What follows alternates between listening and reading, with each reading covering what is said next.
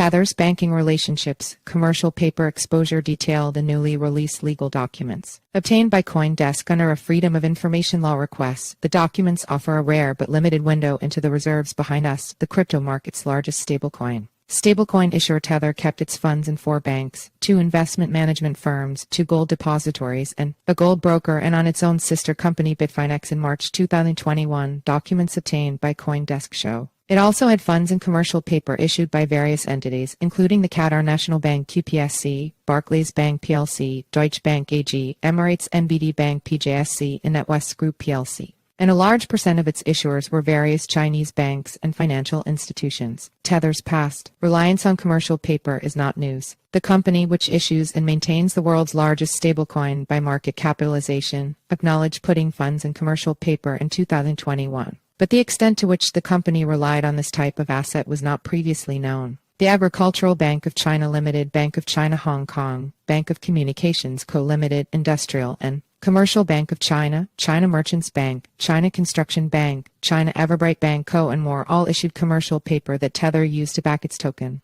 Editor's note: this article is based on documents received via a Freedom of Information Law request to the New York Attorney General's office. CoinDesk is reviewing the documents, in part to ensure no individual's private information is inadvertently shared and redacting where appropriate before releasing them in full. On March 31, 2021, Tether claimed it had more than $35.5 billion in U.S.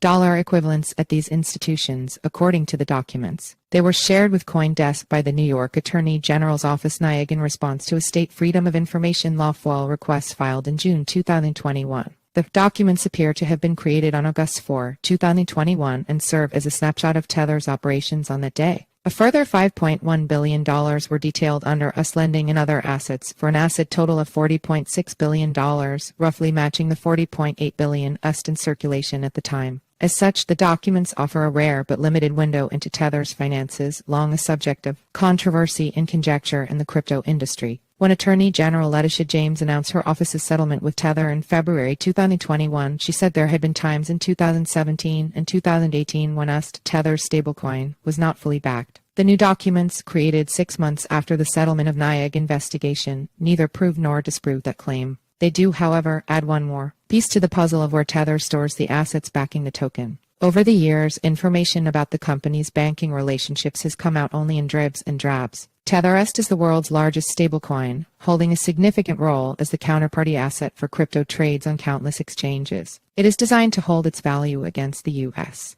dollar, with Tether claiming it holds at least $1's worth of assets in reserve for every single US token in circulation. The company has long been dogged by concerns that US has been less than fully backed, concerns the New York State Attorney General's office seemingly vindicated in April 2019 when it announced that Tether had loaned some $850 million in reserves to Bitfinex, an exchange it shares corporate officers and parentage with. Bitfinex lost access to that amount of its own funds when its payment processor was seized by authorities. In its FOIL request, CoinDesk requested documents detailing the US stablecoins backing after Tether published its first public document laying out what its reserves were composed of. At the time, nearly half was an unspecified commercial paper. In announcing its settlement with the NYAG office in 2021, Tether claimed it would publish the same information it shared with the NYAG on its reserves for at least 2 years. Its first public release, in May 2021, amounted to a pair of pie charts and a brief statement. A portfolio report in the release documents dated April 7, 2021 contains similar pie charts but far more information, providing specific U.S.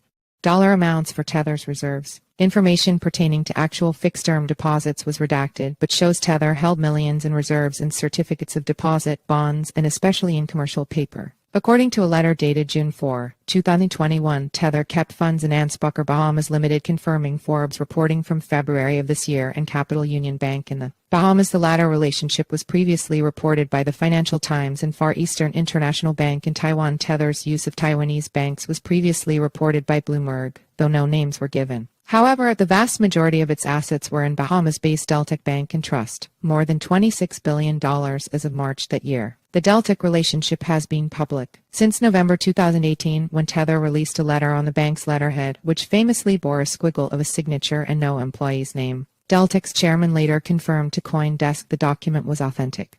According to CoinGecko, there were $40.8 billion worth of US in circulation as of 1:30 p.m. ET on March 31, 2021. The same document goes on to detail what assets were in each of the respective institutions' holdings, confirming that Tether had a significant amount of its reserves in commercial paper. Another portfolio report issued by Ansbacher further breaks down these details, showing that nearly 85% of Tether's holdings at the financial institution were commercial paper. Corporate bonds made up the bulk of the remainder, with 13.7% of Tether's holdings taking that form. High-yield bonds, floating rate notes, and credit accounts made up the remainder. The document was not signed. Similarly, Capital Union Bank provided a report which said nearly 88% of Tether's holdings were liquid assets, though it did not provide a further breakdown. Several of these documents detail the Tether legal team's communications with the NYAG office immediately after they settled the regulator's long-running inquiry into Tether. According to one of these communications, the NYAG office had questions about Tether's commercial paper holdings after the settlement. Regarding Tether's acquisition of commercial paper assets, Tether maintains accounts at different banks as identified in our prior letter. Tether requests quotes for commercial paper offerings from those banks who, in turn, request these from brokers and other counterparties who either deal directly with issuers for the issuance of commercial paper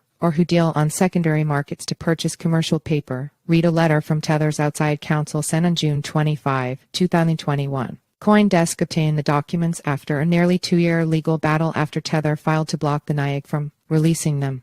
Claris Law represented CoinDesk in court, securing a victory in February. Prior to the publication of this article, Tether published a statement acknowledging the NYAG FOIL officer's release of the documents after the company did not take the steps necessary to appeal a court decision ordering the documents be shared. A second statement published Friday purported to detail what was in the documents. Tether initiated these proceedings in the first instance to prevent the public dissemination of confidential customer data and to prevent the use of sensitive commercial information that could potentially be exploited by malicious actors, the first statement said. However, our ongoing and demonstrable commitment to transparency means that we must prioritize openness over further time-consuming and unproductive American litigation that distracts from the real issues facing our community. Tether did not immediately respond to a detailed list of questions about some of the documents. In its statement, Tether also said it found it suspicious that USDT pegged after millions of dollars worth were sold on decentralized finance pools on the same day that the New York government shared the documents with CoinDesk. In fact, the stablecoin briefly lost its peg prior to 7 UTC 3:0 a.m.